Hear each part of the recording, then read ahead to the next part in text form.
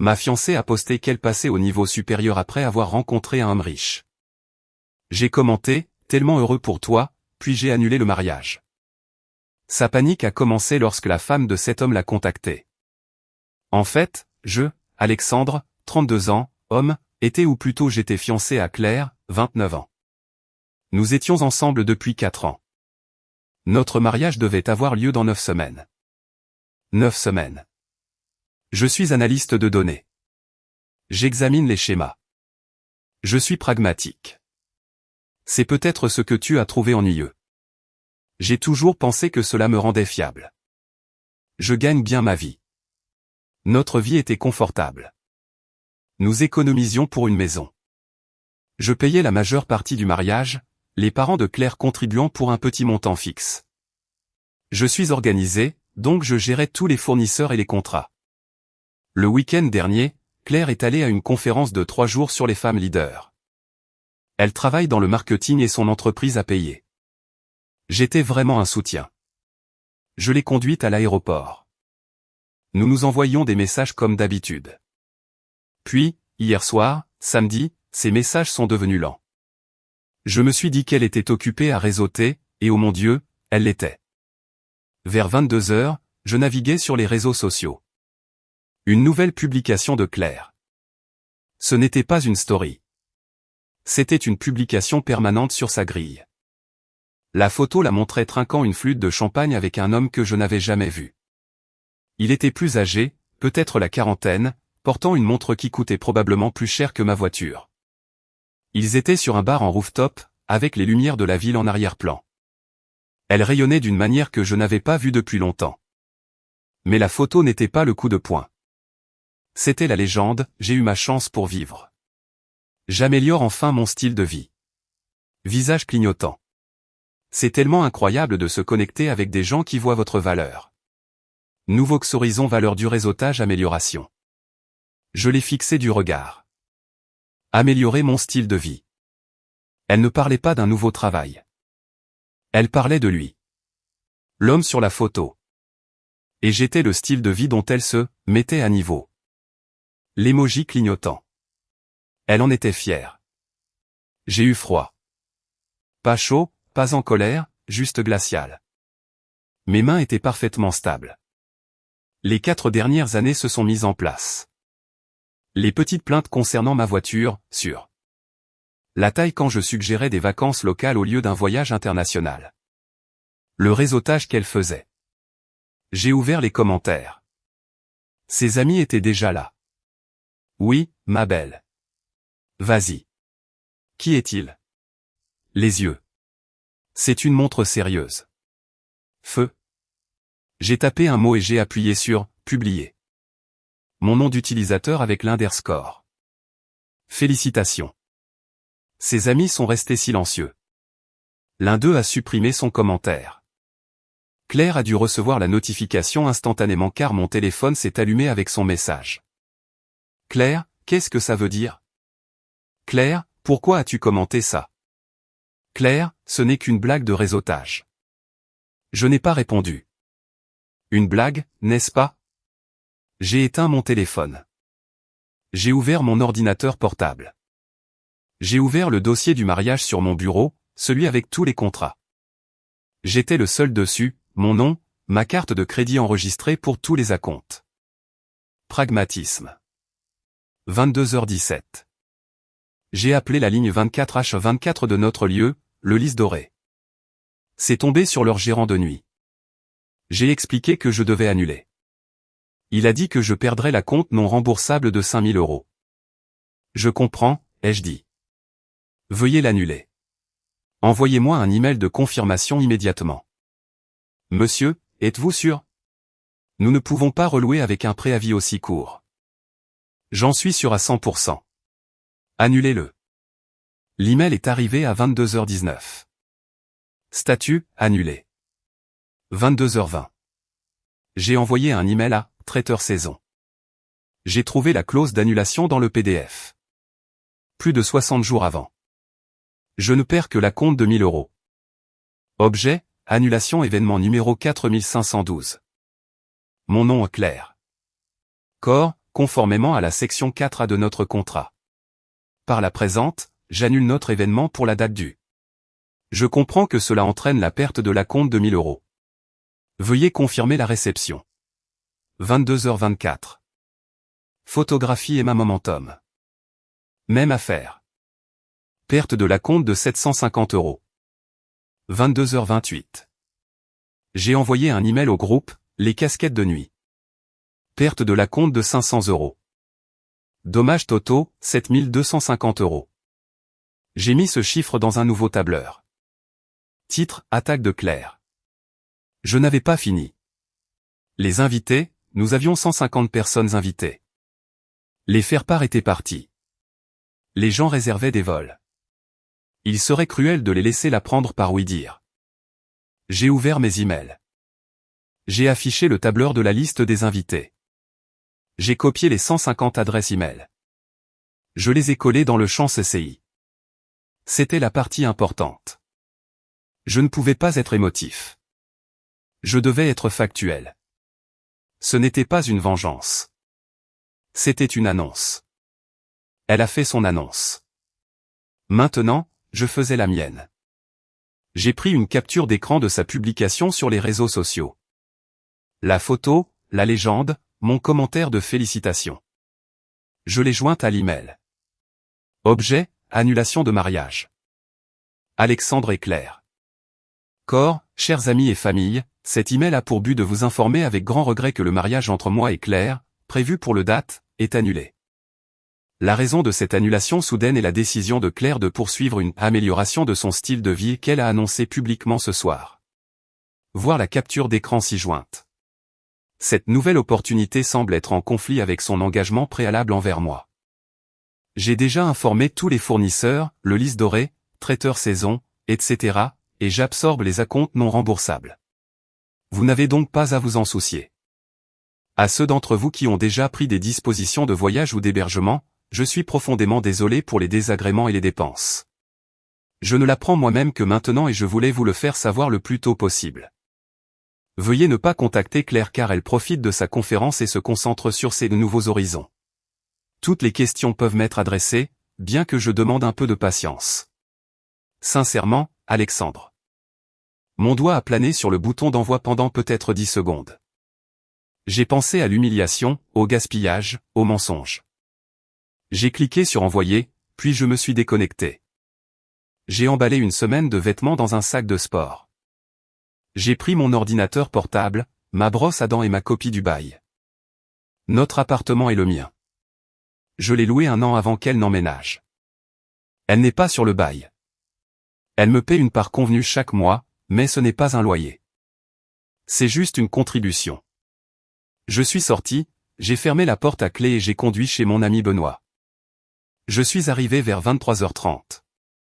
Il a ouvert la porte, a vu mon visage et mon sac. Mon vieux, qu'est-ce qui s'est passé? Tu as l'air d'avoir vu un fantôme. Quelque chose comme ça. Je peux dormir ici? Je viens d'annuler mon mariage. En disant cela, j'ai rallumé mon téléphone juste pour voir. C'était une catastrophe nucléaire. 19 appels manqués de Claire. 8 appels manqués de sa mère, Diane. 3 appels manqués de sa demoiselle d'honneur, Nadia. Et plus de 50 messages textes, toutes des variations de « Que as-tu fait ?» Appelle-moi tout de suite. Tu es fou. Comment as-tu pu m'humilier comme ça? Le dernier de Claire venait d'arriver. Claire, ce poste était une blague, espèce de psychopathe. Une blague? Tu viens de ruiner ma vie pour une blague. J'ai regardé Benoît. Elle dit que c'était une blague. Il a lu la capture d'écran. Une blague avec un gars nommé Julien Dubois, le PDG d'Aztec. Mec, ce n'est pas une blague. C'est une proposition commerciale. Tu veux une bière? Oui, ai-je dit, j'en ai vraiment envie. J'ai mis le téléphone en mode silencieux. Ce n'est que le début. Mise à jour 1. Cela fait 3 jours. Je suis toujours chez Benoît, travaillant depuis sa table de cuisine. Mon patron a été incroyablement compréhensif. Il a juste dit, prenez le temps. Notez ce que vous pouvez. Les retombées ont été explosives. Ma famille et mes amis sont à 100% de mon côté. Ma mère est furieuse, de cette manière silencieuse et terrifiante. Mon père a juste dit, mon fils, ces 7250 € sont le meilleur argent que tu auras jamais dépensé. Benoît a été un roc, filtrant les appels et s'assurant que je mange. Le côté de Claire est une autre histoire. C'est un cours magistral de déviation et d'opportunisme. D'abord, l'attaque de sa demoiselle d'honneur, Nadia. Elle m'a envoyé un long message accablant. Nadia, je n'arrive pas à te croire. Tu étais l'homme le plus toxique, le plus contrôlant, le plus insécure que j'ai jamais rencontré. Claire a fait une petite publication amusante, peut-être un peu de mauvais goût, mais elle était juste excitée par le réseautage. Et tu réponds en anéantissant toute sa vie, en envoyant ça à ses grands-parents. Tu es un monstre, Alexandre. Elle est dévastée. Tu as fait exploser une relation de 4 ans parce que tu ne peux pas supporter qu'elle réussisse. J'étais fatigué. J'ai juste répondu, moi? La blague était avec un PDG marié, Nadia. Vas-tu l'aider à payer sa moitié des 7250 € de dépôt perdus? Je t'envoie la demande Venmo maintenant. Elle m'a bloqué, mais j'ai envoyé une demande de 3625 € à elle et à Claire. C'est toujours en attente. Puis est venue la mère de Claire, Diane. Elle n'a pas envoyé de message. Elle a appelé le téléphone de Benoît. Claire a dû lui donner le numéro.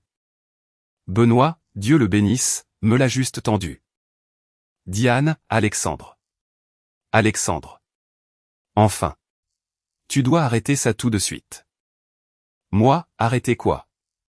Diane, il n'y a plus rien à arrêter. C'est fait. Diane, tu dois envoyer un autre email. Tu dois le retirer. Dis à tout le monde que tu as mal compris. Que tu étais émotif. Tu as humilié ma fille. Tu as humilié ma famille. Moi, Diane. Claire a posté une photo avec un autre homme se vantant de son amélioration. Elle m'a humilié. J'ai juste informé les invités que la fête était annulée. Diane, c'est une jeune femme. Elle s'emballe. Cet homme, Julien, c'est un mentor très important. Elle célébrait juste ses nouvelles opportunités. Tu as probablement aussi gâché ça pour elle maintenant. Tu as pris ces mots et tu les as déformés en quelque chose de laid. Moi, la seule personne qui pense que améliorer mon style de vie est un terme de mentorat, c'est toi, Diane. Je suis désolé que ce soit embarrassant pour vous. Mais ce n'est pas moi qui ai trompé. Diane, elle n'a pas trompé. Tu ne sais pas ça. Tu n'as aucune preuve. Tu es juste mesquin. Tu l'as punie pour être ambitieuse. Tu as toujours essayé de la retenir. Moi, n'est-ce pas? Est-ce pour ça que je payais 80% de son mariage ambitieux? J'en ai fini avec cette conversation. Au revoir. J'ai raccroché sur la ligne du « la retenir ». Celle-là a fait mal. Tout ce que je faisais, c'était d'essayer de construire une vie avec elle. Mais l'événement principal, le titre de tout ce désastre, est arrivé la nuit dernière. Vous voyez cet email que j'ai envoyé, celui avec les 150 invités en CCI. Je ne savais pas qui était dessus. J'ai juste copié la liste. Eh bien, un vieil ami de travail de mon père, un gars nommé Marc, m'a répondu à moi seul. Marc, Alexandre, c'est affreux. Je suis tellement désolé. Je dois te dire quelque chose. Cet homme sur la photo, Julien Dubois. Je connais sa femme, Éléonore Dubois. Ils vivent dans mon quartier. Ils sont très 2 enfants, au lycée et à l'université. Pour autant que je sache, ils ne sont pas séparés. Je pensais qu'elle devrait savoir. J'ai transféré votre email à elle. La capture d'écran, votre explication, tout. Je suis désolé si j'ai outrepassé mes droits, mais cela me semblait la bonne chose à faire. Mon cœur battait la chamade. Outrepasser ses droits. L'homme méritait une médaille. Je n'ai pas eu à attendre longtemps. Vers 21h, mon téléphone a sonné. C'était Claire. J'avais bloqué son numéro, alors elle appelait depuis le téléphone de l'hôtel. J'ai décroché. Je voulais entendre ça. Moi, bonjour, Claire. Hystérique, pas en pleurs, hurlante. Claire, Alexandre, qu'as-tu fait? Que as-tu fait? Moi, je ne suis pas sûr de ce que tu veux dire. J'ai annulé le mariage. J'ai envoyé un email. J'ai été assez clair. Claire, sa femme a appelé la chambre. Elle a appelé la réception de l'hôtel et a exigé qu'on lui passe son mari et ça. Pendant ce temps, c'est direct. Claire, ne sois pas suffisant. Elle connaissait mon nom. Elle était au courant de la publication. Elle a dit qu'elle avait reçu un email. Ton email? Tu le lui as envoyé? Moi, je l'ai envoyé à la liste d'invités. Claire, l'un d'eux la connaît. C'est toi qui as posté ton aventure sur un forum public. Tu pensais que personne ne le découvrirait? Tu as tagué son nom dans la publication originale avant de la supprimer. Claire, il m'a dit qu'il était séparé. Il a dit que ce n'était qu'une question légale. Il a dit qu'elle était difficile. Il m'a menti. Moi, donc, tu passes d'un analyste fiable à un PDG menteur. Et tu es en colère contre moi parce que sa femme l'a découvert. Tu es incroyable. La voix de Claire se brise maintenant. Elle sanglote.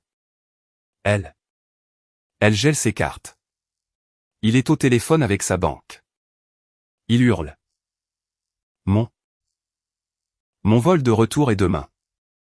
Il l'a réservé avec sa carte. Alexandre, je ne sais pas si mon billet est toujours valable. Il me blâme. Il a dit que j'avais ruiné sa vie. Moi, c'est juste tragique. Il semble que ton amélioration de style de vie ait été déclassée. Dommage pour toi, Claire. Claire, tu dois arranger ça. Tu dois l'appeler. Appelle cette Éléonore. Dis-lui que tu mentais. Dis-lui que tu as falsifié la capture d'écran. Que tu étais un ex-jaloux et que tu as tout inventé. Je suis resté silencieux pendant 10 secondes. L'opportunisme pur et dur à 100%. Elle voulait que je mente à la femme avec qui elle couchait pour sauver sa relation avec l'homme avec qui elle me trompait. Moi, Claire, je veux que tu écoutes très attentivement. Non, je ne vais pas arranger ça. C'est toi qui as fait ça. C'est toi qui as menti. Et en parlant d'arranger, j'ai arrangé notre appartement. Claire, quoi? Qu'est-ce que tu veux dire? Moi, je veux dire, tu n'es pas sur le bail. Tu ne l'as jamais été. Quand tu reviendras de ton voyage de réseautage, tu verras que ta clé ne fonctionne pas. J'ai déjà fait changer les serrures. Claire, tu ne peux pas faire ça. Mes affaires sont là. Mes vêtements, mon ordinateur. Moi, tout est en train d'être emballé en ce moment même. J'ai engagé un service de déménagement. Le tout sera placé dans un garde-meuble de 5x10. J'ai payé le premier mois. La clé et l'adresse du garde-meuble seront envoyées à la maison de ta mère. Après 30 jours, la facture sera pour toi. Claire, juste un silence froid et mort. Alexandre. Moi, je ne te parlerai plus jamais. Tu veux une amélioration? Tu veux de nouveaux horizons? Va les trouver. Au revoir, Claire. J'ai raccroché. J'ai bloqué le numéro de l'hôtel. Benoît m'a juste regardé. Garde-meuble. Garde-meuble, ai-je confirmé. C'est la solution pratique. Il a hoché la tête. Mon vieux, c'est froid et en quelque sorte beau. Je ne me sens pas beau. Je me sens vide, mais je me sens aussi libre maintenant. Je dois juste faire face à l'arrivée inévitable d'elle et de sa mère à ma porte. Dernière mise à jour. Cela fait 1 mois. La poussière est retombée, mais pas avant un dernier énorme nuage de champignons d'opportunisme. Je suis retourné à mon appartement environ 1 semaine après la dernière mise à jour. Les déménageurs avaient fait leur travail. L'endroit semblait stérile. Toutes ces petites bibelots, ces 50 coussins, ces bougies parfumées avaient disparu. C'était de nouveau juste mes affaires. C'était calme. J'ai passé la première nuit assis en silence. C'était à la fois horrible et un immense soulagement. La confrontation que j'attendais est arrivée 3 jours après mon retour. L'interphone a sonné. J'ai regardé la caméra. Claire et sa mère, Diane. Elles avaient l'air terribles. Les yeux de Claire étaient gonflés. Diane semblait avoir vieilli de 10 ans. J'ai appuyé sur le bouton de conversation. Moi, vous n'êtes pas censé être ici. C'est une intrusion. Diane, plaquant son visage contre la caméra, Alexandre, écoute. Tu ne peux pas juste la jeter à la rue. C'est inhumain. Moi, elle n'est pas à la rue. Ses affaires sont en sécurité et assurées dans un garde-meuble climatisé. La clé a été livrée à votre boîte aux lettres par courrier recommandé il y a 3 jours. J'ai le reçu. Claire, se poussant devant sa mère, sanglotant, Alexandre, s'il te plaît, laisse-moi entrer. Nous devons parler. Juste 5 minutes. Moi, nous n'avons rien à nous dire. Claire, je t'ai tout dit lors de notre dernier appel. Claire, j'ai fait une erreur. Une horrible, horrible erreur. Tu avais raison. C'était un menteur. Il m'a coupé les vivres. Il m'a laissé à la conférence. J'ai dû acheter mon propre billet de retour avec une carte de crédit. Sa femme est. C'est une requin. Il me blâme pour tout. Je n'ai nulle part où aller. Chez ma mère. Je ne peux pas rester là. S'il te plaît. Je t'aime. Je n'ai jamais aimé que toi. Le désespoir émanait d'elle. Elle, amélioration, avait été saisie. Moi, tu n'as pas fait d'erreur, Claire. Tu as fait un choix. Tu as misé toute notre relation de 4 ans sur un week-end avec un homme riche. Tu as joué et tu as perdu spectaculairement. Ce n'est pas une erreur. C'est juste que tu es une mauvaise joueuse. Diane, comment oses-tu? Après tout ce qu'elle a fait pour toi, après t'avoir soutenu dans ta vie ennuyeuse, tu lui dois. Tu lui dois pour l'humiliation que tu lui as causée. Tu lui dois un atterrissage en douceur. Moi, je lui dois. J'ai perdu 7250 € de dépôt non remboursable. Nous pouvons appeler ça les frais d'humiliation. Je t'ai envoyé la demande Venmo pour ta moitié, Claire. Elle est toujours en attente. Claire, je te rembourserai. Je jure que je trouverai un emploi. Je te paierai. Laisse-moi juste rentrer à la maison. S'il te plaît, Alexandre. Il fait froid dehors. Ne me fais pas ça. Il faisait, pour information, un très agréable 18 degrés Celsius. Moi, non. La réponse est non. C'est mon appartement. Tu n'es pas ma fiancée. Tu n'es pas mon problème. Toi et ta mère devez quitter la propriété. Si vous sonnez à nouveau ou si vous êtes toujours dans le hall dans 3 minutes, j'appelle la police. J'ai lâché le bouton de conversation. Je les ai observés sur la caméra. Diane était livide. Elle criait à l'interphone. Claire s'est effondrée. Elle s'est assise sur les marches et a éclaté en sanglots. Diane a essayé de la relever. C'était pathétique. Après quelques minutes supplémentaires où Diane a appuyé sur le bouton, j'ai ignoré. Elles sont finalement parties. C'était la dernière fois que je les voyais. Maintenant pour les conséquences. La partie justice. Ce n'est pas aussi propre qu'on pourrait le penser, mais c'est définitif. Concernant Julien, Éléonore Dubois, sa femme, est une requin. L'ami de mon père, Marc, m'a donné la mise à jour. L'email que j'ai envoyé avec la capture d'écran était la preuve irréfutable finale dont elle avait besoin pour déclencher une clause d'infidélité très agressive dans leur contrat de mariage. Julien perd sa résidence principale, une énorme partie de ses options d'achat d'actions et sa réputation. Il a été contraint de prendre un congé de son propre entreprise. Il est toxique pour Claire. C'est le gros morceau. Elle a perdu son emploi, mais pas parce que je les ai appelés. Je n'ai pas eu à le faire. Son entreprise était un sponsor de la conférence sur les femmes leaders. Sa publication sur les réseaux sociaux, qui taguait la conférence, a été vue par ses patrons. Le scandale de son réseautage avec le PDG d'un autre grand sponsor et l'explosion qui a suivi, les avocats d'Éléonore ont permis et passé des appels aux 2 entreprises, faisant de Claire une énorme responsabilité radioactive. Ils l'ont licenciée pour faute, citant une violation de leur politique de médias sociaux et une conduite indigne d'une représentante de l'entreprise. Donc, Claire est maintenant au chômage. Elle vit dans sa chambre d'enfant chez ses parents. Son amélioration est un lit simple et la cuisine de sa mère. Nadia et ses autres amis l'ont apparemment fantôme. Personne ne veut être associé à un tel désordre. Quant à moi, je ne suis pas un héros. Je suis juste un gars qui a esquivé un missile. Je la poursuis devant le tribunal des petites créances pour les 3625 €. Ce n'est plus une question d'argent. C'est une question de tableur. C'est une question de principe. La taxe claire doit être payée. Mon avocat, que j'ai engagé pour cela, dit que c'est une affaire en béton. Elle ne paiera probablement jamais, mais un jugement contre elle la suivra. Émotionnellement, je vais bien. Je suis en thérapie. C'est étrange de faire le deuil d'une relation qui s'est terminée parce que l'autre personne était juste horrible. On n'est pas seulement triste, on est embarrassé. Je ne sors pas avec quelqu'un. Je ne vis pas ma meilleure vie. Je vis juste. Je lis plus. Je vois mes amis. Je réapprends à quoi ressemble mon appartement. C'est agréable de ne pas avoir 50 coussins sur le lit. J'ai l'impression d'être sorti d'un brouillard de 4 ans. Le commentaire sur elle, amélioration, a été la chose la plus cruelle mais aussi la plus gentille qu'elle ait jamais faite pour moi. Elle m'a dit la vérité d'une manière que je ne pouvais pas ignorer.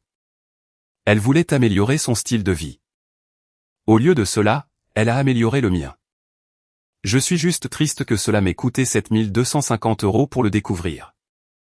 Merci de m'avoir laissé me défouler. J'en ai fini avec ça.